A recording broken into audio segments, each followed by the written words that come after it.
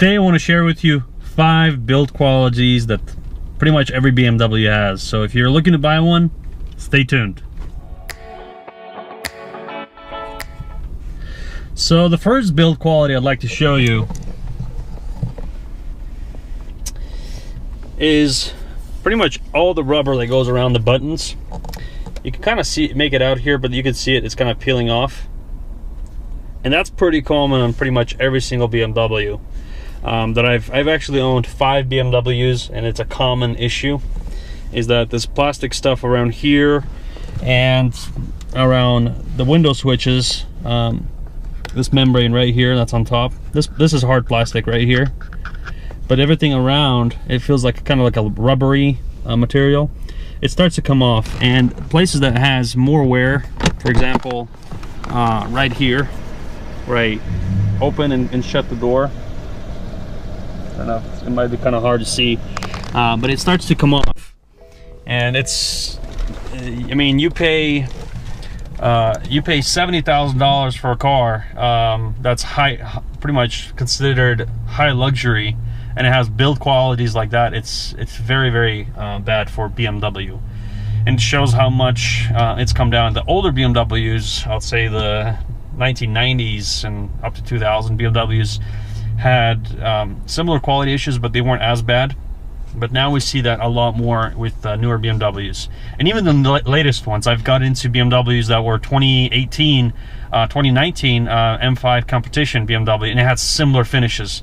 It's kind of this rubberized coating that they put on pretty much on everything to make it feel more luxury, but in the end it's just hard plastic. And I just wanted to call them out on that. So if you are buying a BMW, I want you to be aware of those things, because when you pay that much money for a car, it's a downer, because you expect quality materials when you pay for that. Another build quality issue that I found on my BMW is, you see this cup holder right here? So it used to have this silver lining all around here, but I had to actually peel it back right here, because it's actually it feels like aluminum that's been wrapped around this this plastic here. And it starts to come off after, because the heat always hits this panel right here, and it starts to come off after a while, and then I end up just peeling it back because it just got in the way. First it cracked right here, and then I end up just peeling it off because it was getting really, really sharp and dangerous. So that's 2 build qualities that I don't like. Another thing, and I'll show you here in the trunk. All right, and here's the trunk. As you can see, there's no liner on the top of the ceiling of that trunk. It's only on the pretty much surroundings, but nothing on the top. And I think that's pretty much all you get for what you pay for a car. And I believe BMW really let people down on that, even though you can't really see it if you open the trunk and you go straight down. You can't really see it very much, but just the fact that it's there and it's not covered by carpet, I think that's a missed opportunity for BMW. And as you can see in this, there's no way to open up the back here. Maybe there is hinges that you could possibly install here at the corners, but it's nothing that comes standard with BMW. So. Most cars have a pass-through seat, as you can see here. You would think it's a pass-through, and these seats fold down 60/40, but they don't. So BMW has actually decided not to put that in a car that you pay $70,000 for. So I mean, it might be a little nitpicky, but I expect when you pay that much money for a BMW, you would have something like that, where you could, fold down your seats and throw a couple more pieces of luggage in the back, versus it being secured shut. And some BMWs do offer that foldable feature, but this one does not.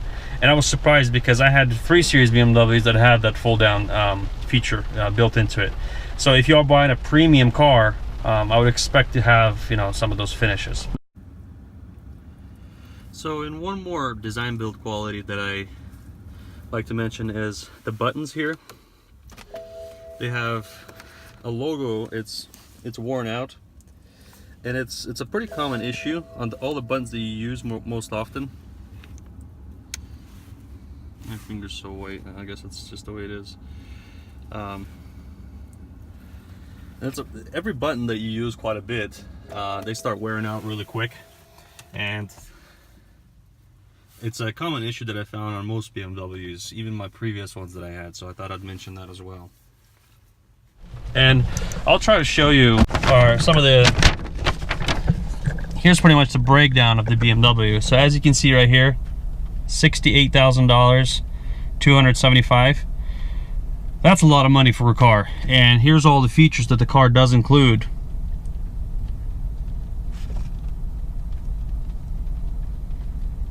So it has quite a bit of features. And here's the MPG on the car. As you can see here, I got 15 city, 22 highway, and I'm actually getting somewhere in between those ranges, but lower on the lower end. So I'm getting, it says expected range for most drivers 12 to 18. I would say 12, 13 is probably what I'm getting, and that's not driving like a maniac. This is just driving normally on this car. I mean, occasionally you do speed up and stuff, but overall you don't. So these are just a few build quality issues that I found on my BMW. If you found this video helpful, give me a thumbs up. I'd love to review a couple more videos and kind of share my experience with this BMW and things that I found in the past. I have fixed a few things on this BMW myself. It's not a big deal. I would say those maintenance costs that you find online, if you can do a few things yourself, you can most of the time minimize those costs, and they're not that bad to own. But these are just some things that I wanted to point out. Every BMW owner that has a BMW will know that this is an issue, and they will mention it to anybody that would ask them. So I just thought this video would be helpful for anybody that's buying a BMW and that's looking to look at those. So if you're buying a used one, definitely make sure to check out those things that I just showed you, and maybe you could get yourself a better discount or a better price on your next BMW. Anyways, that was just a quick video. I hope everybody's having a great Thanksgiving, and I'll talk to you guys again a bit later. All right, have a great day. Bye.